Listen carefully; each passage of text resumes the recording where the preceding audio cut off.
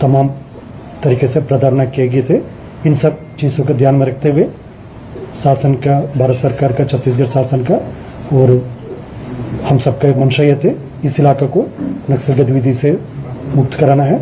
उस सिलसिला में विगत समय में भी कई अभियान संचालित किए गए थे, लेकिन ये अभियान काफ़ी एक वेल कोऑर्डिनेटेड, एक संयुक्त अभियान थे। इसमें डीआरजी सभी तीनों जिला का, एसटीएफ, कोबरा यूनिट्स का और सीआरपीएफ बल का, सभी फोर्सेस का बेहतरीन तालमेल के साथ, बेहतरीन रणनीति के साथ ये अभियान को एग्जीक्यूट किए गए थे, जिसके परिणाम भी सकारात्मक रहा। मुठभेड़ के दौरान जो पीएलजी बटालियन नंबर 1 सीआरसी का फॉर्मेशन, ये माननीय जितना भी माओवादी संगठन का जो सदस्य है वो जंगल का आड़ लेकर भागने का मजबूर हुआ। आमतौर पर इस क्षेत्र में कभी भी मुठभेड़ होते जो काफ़ी सुरक्षा बल को नुकसान पहुंचाने के उनको इरादा रहते, लेकिन इस मुठभेड़ एक अभियान संचालित किए गए थे जिसमें अभी शहादती की कार्रवाई जारी है। लेकिन प्रथम दृष्टया से प्राथमिक जितना भी हमारे पास जानकारी आ रहा है, ये पीएलजी बटालियन नंबर 1 और सीआरसी जो कंपनी का अधिकतम सदस्य होने का चांस है। और वेपन के हिसाब से इस क्षेत्र में जो पीजीएल का माओवादी द्वारा काफ़ी बड़ी संख्या में मैन्युफैक्चर भी करते हैं, उसको सुरक्षा बल के खिलाफ उपयोग भी करते हैं। उसके पीएलजी लॉन्चर्स काफ़ी बड़ी संख्या में और अन्य जो वेपन्स भी काफ़ी बड़ी मात्रा में रिकवर की गई। तो माओवादियों का जो हथियार बनाने का जो लेथ मशीन से लेकर अन्य उनका जितना भी जो साधन संसाधन, उसका भी सुरक्षा बल द्वारा नष्ट किए गए थे। जैसा आगे और डिटेल्स के पहले मैं आईजी सीआरपीएफ श्री राकेश और सर मेरे साथ उपस्थित है। मैं सर से भी अनुरोध करूंगा इस अभियान के संदर्भ में आप सबको अवगत कराने के लिए। ये जो अभियान है ये छत्तीसगढ़ पुलिस और सीआरपीएफ, कोबरा यूनिट, इनका एक संयुक्त अभियान था जिसमें STF, DRG Bijapur, DRG Sukma, DRG Dantewada सभी टीमें शामिल थी और एक बहुत ही कोऑर्डिनेटेड वे में इस अभियान को संचालित किया गया, जिसमें कि माओवादियों को भारी नुकसान का सामना करना पड़ा। उनके जो लीडर्स थे जो अपने आप को कहते थे कि हम कभी अपना एरिया नहीं छोड़ेंगे, उनको छोड़कर भागना पड़ा। उनके बाकी बलों का काफ़ी, उनके जो बाकी कैडर्स थे उनका नुकसान हुआ। इस मुठभेड़ में 12 माओवादी मारे गए और भारी मात्रा में माओवादियों के जो हथियार हैं, उनका जो रहने का सामान है, उनका राशन है, उनका जो लॉजिस्टिक है, उनके जो हथियार बनाने की फैक्ट्री का सामान है, उसको सुरक्षा बलों ने मौके पर बरामद किया, ध्वस्त किया। तो इससे सुरक्षा बलों का मनोबल बढ़ा है।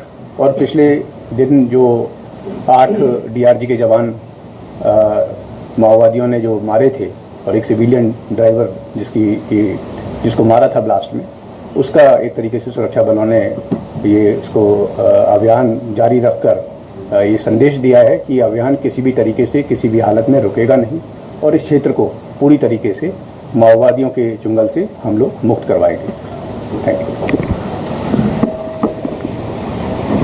मैं ये भी उल्लेख करना चाहूँगा, जैसा वर्ष 2024 में जो बस्तर संभाग के अंतर्गत संयुक्त अभियान के कारण से हमको काफ़ी एक निर्णायक बढ़त प्राप्त हुआ। इसमें सभी स्थानीय पुलिस बल, डीआरजी, एसटीएफ, बस्तर फाइटर और केंद्रीय अर्धसैनिक बल जैसा दक्षिण बस्तर में सीआरपीएफ है, जो अन्य क्षेत्र में बीएसएफ, आईटीबीपी भी हमारा साथ अभियान में हमेशा आगे रहते हैं। इन सब संयुक्त अभियान के कारण से हमें काफ़ी एक सकारात्मक और निर्णायक बढ़त प्राप्त हुआ। वर्ष 2024 में कुल 217 माओवादियों के डेड बॉडी रिकवर की गए थे।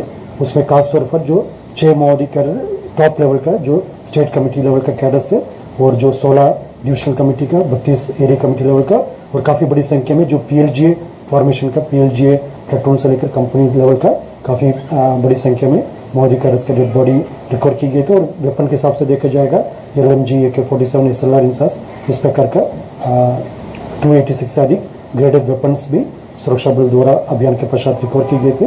वो जो बढ़त हमको 2024 में प्राप्त हुई उसको बरकरार कर रखते हुए वर्ष 2025 में भी हमने जनवरी से अभियान और अग्रेसिव तरीके से और योजनाबद्ध तरीके से शुरुआत की गई थी, जिसके परिणाम विगत 16 दिन में 25 माओवादियों का डेड बॉडी, जैसा कल बीजापुर जिला के जो मुठभेड़ के पश्चात 12 बरामद हुई, उसके पूर्व में नेशनल पार्क इलाके बंदेपारा में और सुकमा के गुंजेप्रति पालीगुड़ा इलाका में इस प्रकार जो माओवादियों का गढ़ क्षेत्र में विगत 16 दिन में 25 माओवादियों का कास्ट ऑफ सब PLG फॉर्मेशंस का और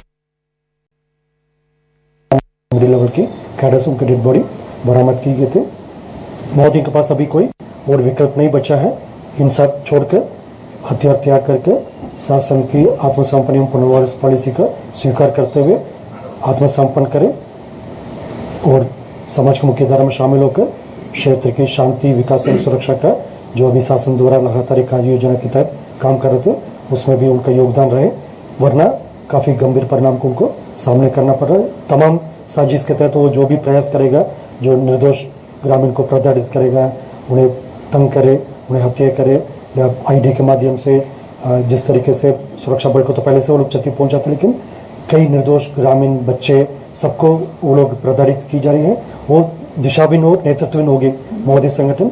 अभी उनका समझ में नहीं आता क्या करना, कैसा करना, इसलिए कोई भी उनका जो टारगेट सामने आ रहा है, जो भविष्य